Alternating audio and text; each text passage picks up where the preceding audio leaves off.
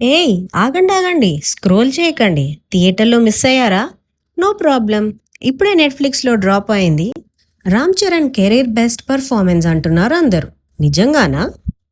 ఒక్క railway station కోసం ఒక ఊరు మొత్తం ఎన్ని ఇయర్స్ కొట్లాడాలి?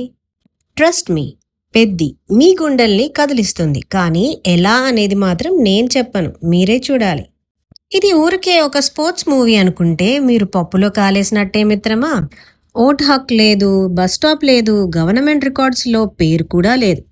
అలాంటి ఒక ఊరి కోసం ఒక వ్యక్తి స్టాండ్ అవ్వడం ఇదొక్కటే కాదు, తన కోసం పోరాడుతూ తెలియకుండానే ఒక ఊరికి మొత్తం ఐడెంటిటీ తెచ్చేసే జర్నీ ఇది. Goose bumps guarantee. ఇప్పుడు అసలైన ఇంట్రెస్టింగ్ పార్ట్ వినండి. ఉప్పెనతో అదరకొట్టిన బుచ్చిపాపు సన ఈసారి భారీ కాన్వాస్ మీద అదే పల్లెటూరు ఎమోషన్ తీసుకొచ్చాడు. రామ్ చరణ్ ఒకే సినిమాలో క్రికెట్, రెజ్లింగ్, అథ్లెటిక్స్ 3 స్పోర్ట్స్లోనూ ట్రాన్స్ఫార్మ్ అవ్వాలి. ఇది జోక్ కాదు బాబు. ఉదయం 4 గంటలకే లేచి ట్రైనింగ్, షూటింగ్ అయ్యాక కూడా మళ్ళీ వర్కౌట్. ఈ డెడికేషన్ చూస్తే మీకే మోటివేషన్ వస్తుంది. ఇంకో ట్విస్ట్ ఏంటంటే థియేటర్ రిలీజ్లో వచ్చిన కొన్ని క్రిటిసిజంల తర్వాత ఓటీటీ కోసం సినిమాను రీఎడిట్ చేశారంట. అంటే మీరు నెట్ఫ్లిక్స్లో చూసేది కొత్త వర్షన్ కావచ్చు.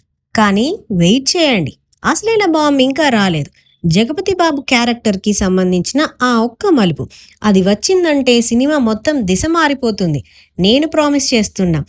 దాని తర్వాత రామ్ చరణ్ రెజ్లింగ్ వైపు షిఫ్ట్ అయ్యే ఆ మూమెంట్, డాక్టర్లు వద్దన్నా వినకుండా ఫైట్ చేసే ఆ intensity, AR Rahman background score కలిపి ఆ లాస్ట్ 20 మినిట్స్ మిస్ అయ్యారంటే మీరు రియల్గా మిస్ అయినట్టే. ఫస్ట్ హాఫ్ కాస్త స్లో అనిపించినా క్లైమాక్స్ మాత్రం మీ కళ్ళు తడి చేయడం గ్యారంటీ. బాటమ్ లైన్ ఏంటంటే పెద్ది రామ్ చరణ్ కెరీర్లోనే best performance. Screenplay perfect కాకపోయినా ఈ ఎమోషనల్ జర్నీ మీరు మిస్ అవ్వకూడదు. ఇప్పుడే నెట్ఫ్లిక్స్లో స్ట్రీమింగ్లో ఉంది. ఈ వీకెండ్ ఫ్యామిలీతో కూర్చొని చూడండి. మీరు చూసేశారా? చూడకపోతే ఎందుకు చూడలేదో కామెంట్లో చెప్పండి. ఇలాంటి హానెస్ట్ రివ్యూల కోసం లైక్ చేసి ఫాలో అవ్వడం మర్చిపోకండి.